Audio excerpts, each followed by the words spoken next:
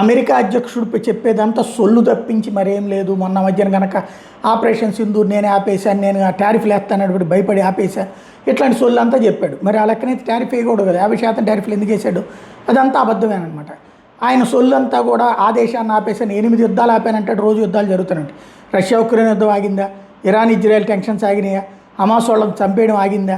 ఎక్కడెక్కడ జరుగుతూనే ఉన్నాయి, అన్నీ నేను ఆపానంటాడు. ఆగిపోయినాయి అని నా గొప్ప, ఆపకపోతే మీ కర్మ అన్నటువంటి కోణంలో ఉంది.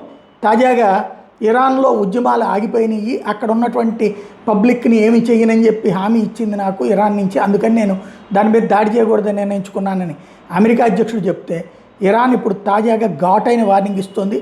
అమెరికా మిలిటరీ కనుక స్ట్రైక్ చేయడానికి కనుక, అంటే దాడి చేయడానికి కనుక వస్తే మిడిల్ ఈస్ట్లోని ఏ దేశాన్ని కొడతామో మాకే తెలియదు, అమెరికా మిత్ర దేశాలకి ఇది వార్నింగ్ మాది అన్నటువంటి ఓపెన్ అటాక్ ఇస్తున్నటువంటి అంశం. బట్ అమెరికా నోరు మెదపట్లేదు, ఏమీ చెయ్యలేనటువంటి అసమర్థ దేశంగా మిగిలిపోయింది.